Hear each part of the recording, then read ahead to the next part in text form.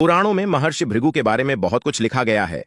ये भारतवर्ष के सर्वाधिक प्रभावशाली, सिद्ध और प्रसिद्ध आर्षियों में से एक है। ये परमपिता ब्रह्मा और महर्षि अंगिरा के छोटे भाई थे और वर्तमान के बलिया, उत्तर प्रदेश में जन्मे थे। ये एक प्रजापति भी हैं और स्वयंभू मनु के बाद के मनवंतरों में कई जगह इनकी गणना सप्तर्षियों में भी की जाती है। इनके वंशज आगे चलकर भार्गव कहलाए और उनसे भी भृगुवंशियों का प्रादुर्भाव हुआ। नारायण के छठे अवतार श्री परशुराम भी इन्हीं के वंश में जन्मे और भृगुवंशी कहलाए।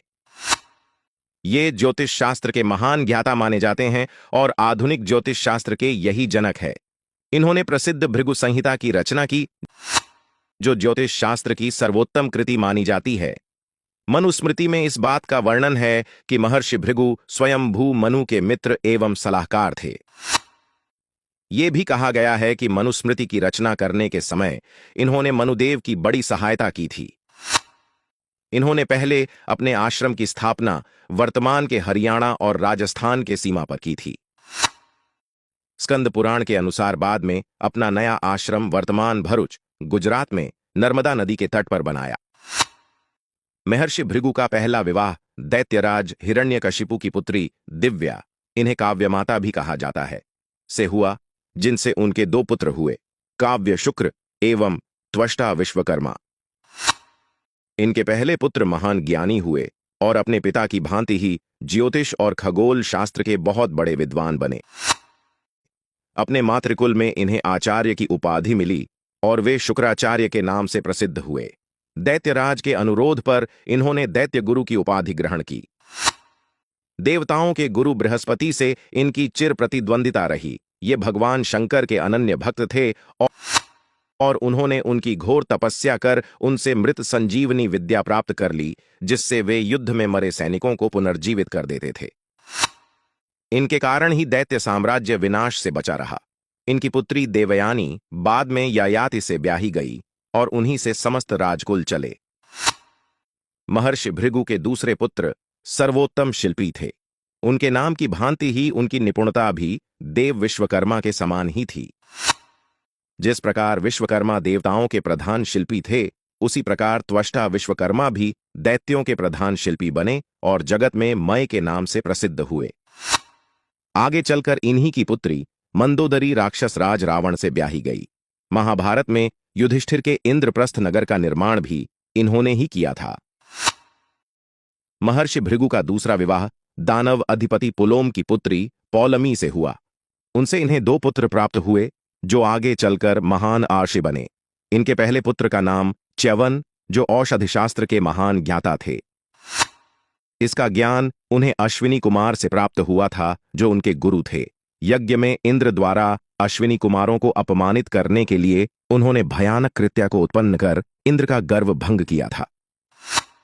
इनके दूसरे पुत्र ऋषियों में श्रेष्ठ आर्चीक हुए। ये अपने पिता के समान ही तेजस्वी और सभी शास्त्रों के ज्ञाता थे। इन्हीं आर्चीक के पुत्र महर्षि जमदग्नि हुए, जिन्होंने है वंशी राजाओं के कुलगुरु का स्थान संभाला। महर्षि जमदग्नि के सबसे छोटे पुत्र राम के रूप में भगवान विष्णु ने अवतार लिया, जो आगे चलकर परशुराम के नाम से विख्यात हुए। इस प्रकार परशुराम के रूप में श्री हरि ने स्वयं महर्षि भृगु के कुल में ही जन्म लिया। महर्षि भृगु का तीसरा विवाह प्रजापति दक्ष और मनुकन्या प्रसूति की पुत्री ख्याति से हुआ। ख्याति से इन्हें धाता एवं विधाता नामक दो पुत्र एवं लक्ष्मी नामक एक पुत्री प्राप्त हुई।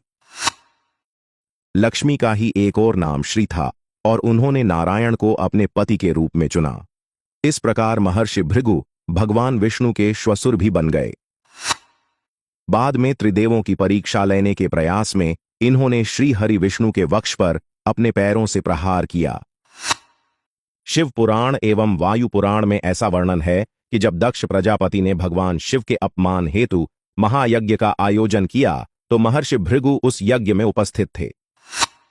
जब सबने देखा कि दक्ष ने महादेव को आमंत्रित नहीं किया है, तो महर्षि कश्यप के साथ भृगु ने भी दक्ष को चेतावनी दी कि महादेव के बिना ये यज्ञ सफल नहीं हो सकता।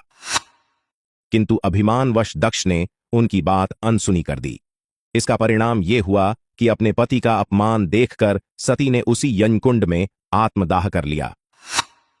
जब महारुद्र को इस बारे में पता चला तो उन्होंने वीरभद्र को उत्पन्न किया और उसे दक्ष को समाप्त करने को भेजा। जब दक्ष को इस बारे में पता चला तो उन्होंने महर्षि भृगु से सहायता मांगी। तब भृगु ने कहा, हे प्रजापति, अब तो त्रिलोक में आपकी रक्षा और कोई नहीं कर सकता, किंतु यदि आपको सेना से ही संतोष होता हो तो मैं आपको 1 करोड़ योद्धाओं की सेना देता हूं। ये कहकर भृगु ने 1000 भीषण योद्धा अपने मंत्रबल से उत्पन्न किए और उस यज्ञ से प्रस्थान कर गए। हालांकि उनकी ये सहायता किसी काम न आई, क्योंकि वीरभद्र ने उन सभी योद्धाओं का नाश कर दिया। भगवत गीता में श्री कृष्ण अर्जुन से कहते हैं कि महर्षि भृगु देवताओं के सौभाग्य और उन्नति का प्रतिनिधित्व करते हैं। महर्षि भृगु द्वारा रचित भृगु संहिता हिंदू धर्म के सर्वाधिक प्रसिद्ध और महत्वपूर्ण ग्रंथों में से एक है। इस ग्रंथ में उन्होंने ग्रहों और नक्षत्रों की गति की गणना कर उससे किसी के भविष्य फल को जानने का उपाय लिखा है। इस ग्रंथ को लिखने में उन्होंने श्री गणेश की सहायता भी ली थी। उनके बाद इस ज्ञान को उनसे उनके पुत्र शुक्राचार्य ने प्राप्त किया। कहते हैं कि इस ग्रंथ में महर्षि भृगु ने स्वयं 5000 समकालीन व्यक्तियों के भविष्यफल को समाहित किया था। यही नहीं, अगर महर्षि भृगु की कला से गणना की जाए तो ये लगभग 45,000 4 करोड़ 50 लाख गणनाएं बता सकता है। दुर्भाग्य से इस ग्रंथ का अधिकतर हिस्सा नष्ट हो गया और आज जो भृगु संहिता हमें उपलब्ध है वो उस महान ग्रंथ का एक छोटा सा हिस्सा ही है। महर्षि भृगु के जीवन की जो सबसे महत्वपूर्ण घटना थी वो त्रिदेवों की परीक्षा लेना था। एक बार विद्वानों में इस बात को लेकर मतभेद हो गया कि त्रिदेवों में श्रेष्ठ कौन है। इसके लिए त्रिदेवों की परीक्षा लेने का कठिन कार्य महर्षि भृगु को सौंपा गया। इसके बारे में विस्तृत लेख मानस अमृत पर पहले ही प्रस्तुति हो चुका है, जिसे आप पढ़ सकते हैं। इसके अतिरिक्त महर्षि भृगु को सप्तर्षियों का भाग भी बताया गया है।